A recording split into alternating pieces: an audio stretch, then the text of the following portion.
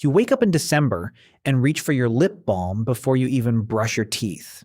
Your lips are cracked, raw, almost bleeding in places. You apply the balm. It feels better for maybe 2 hours. Then it's back to the same tight, uncomfortable feeling. You've been doing this routine for weeks, applying lip balm constantly. It's in your pocket, your car, your bathroom, your desk at work. You probably have 5 backup lip balms scattered around just in case. And here's the frustrating part. The more balm you use, the worse your lips seem to get. Most people assume chapped lips are just something you have to endure in winter, a seasonal inconvenience. You slather on the balm, wait for spring, and move on. But there's something stranger happening that almost nobody understands. Because for some people, chapped lips aren't seasonal at all. They're year-round. And the lip balm habit that's supposed to help is actually making things worse. Your lips are the only part of your body that works like this. The skin on your lips is fundamentally different from the skin everywhere else. On your face, on your arms, on your legs, you have oil glands, sebaceous glands. They produce sebum, the natural oil that keeps your skin hydrated from the inside out. Your lips have 0 oil glands. None. This is a design choice your body made. Your lips are specialized for sensation and communication, not for self-protection. As a result, they're entirely dependent on external moisture. They need outside help to stay hydrated. In winter, the air is cold and dry. The moisture in your lips evaporates rapidly. Your body can't replace it from the inside because it has no oil glands to do so. Your lips dry out. The skin cracks. Inflammation happens. That's cheilitis, the medical term for chapped lips. Most people handle this correctly. They apply a good lip balm or ointment. The external moisture helps. The lips heal. Spring arrives. Problem solved. But some people fall into a trap. They lick their lips. It feels good momentarily. Saliva is moist.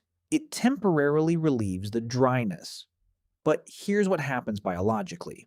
Saliva evaporates quickly. When it evaporates, it pulls moisture out of your lips along with it. You end up more dry than you started, so you lick again. And again. It becomes a habit, an unconscious repetitive behavior. This is called exfoliative cheilitis, continuous peeling of your lips caused by repetitive lip licking. It's a vicious cycle. The dryness triggers the licking worsens the dryness. The worsening dryness intensifies the licking urge. Some people also have a different problem. They become dependent on lip balm itself. This sounds counterintuitive. How can a product designed to fix chapped lips make them worse? But it's real. Some lip balms contain ingredients that can actually irritate your lips or create a dependency cycle. The Cleveland Clinic notes that there are actually multiple types of cheilitis, including contact cheilitis, which is an allergic reaction to chemicals in your lip balm. Think about what's in many popular lip balms: menthol, eucalyptus, phenol, camphor. These ingredients feel cooling and tingly. They give you the sensation that something is happening. They feel therapeutic, but for some people, especially those with sensitive lips, these ingredients are irritating. They cause inflammation. They trigger the very dryness they're supposed to fix.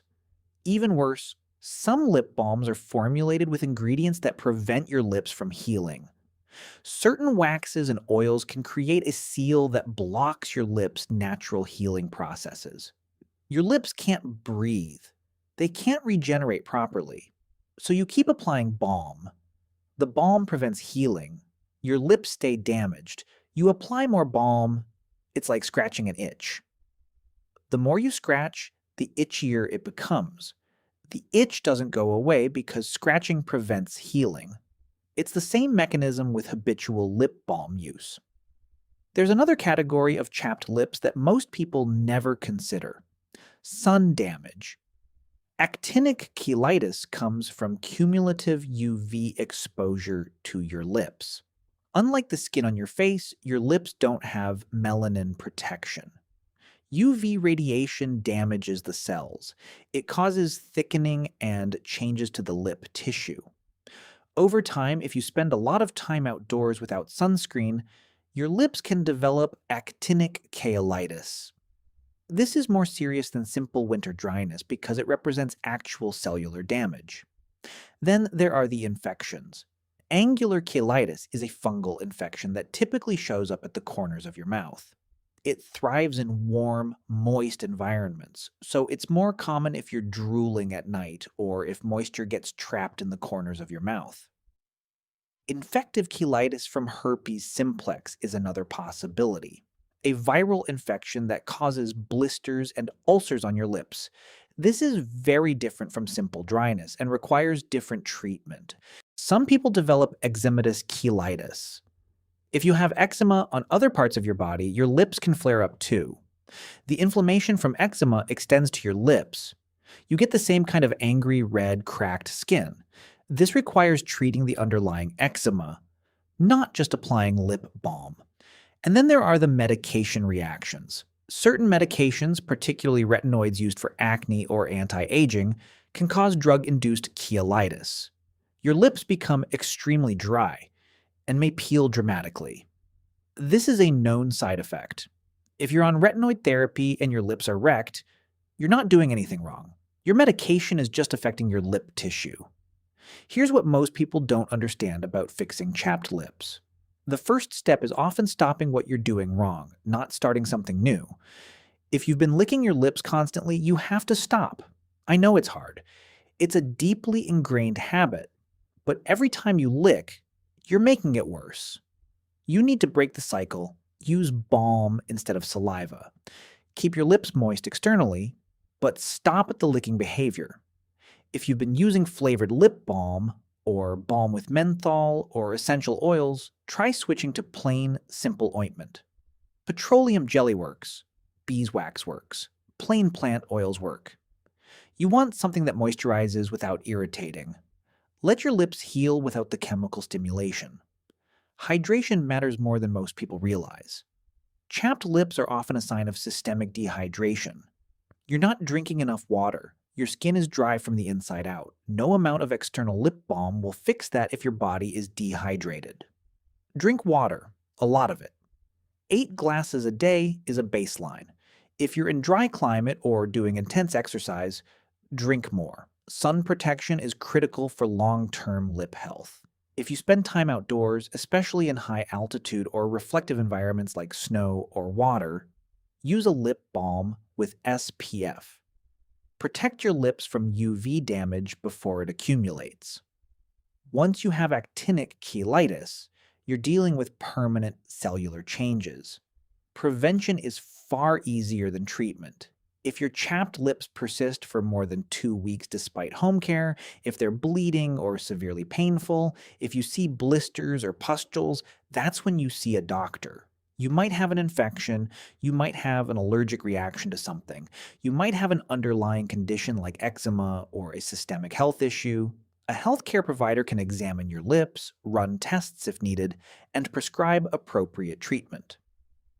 The irony of chapped lips is that the harder you try to fix them with constant lip balm application, the worse they often become. The solution is paradoxically simpler. Stop the repetitive behaviors, use gentle moisturizing products without irritants, drink enough water, protect from sun, and give your lips time to heal naturally. For most people, chapped lips are seasonal and manageable. Winter comes, you use basic lip protection, spring arrives, problem solved. But for people caught in the lip-licking cycle or using irritating products, chapped lips become a chronic problem that seems to resist all solutions. The real solution is understanding that your lips are unique. They can't protect themselves with oil glands. They're vulnerable to environment, sun, repetitive behaviors, and chemical irritants. Once you respect those vulnerabilities and stop fighting against your body's natural processes, your lips heal faster than you expect. Sometimes the best medicine is doing less, not more.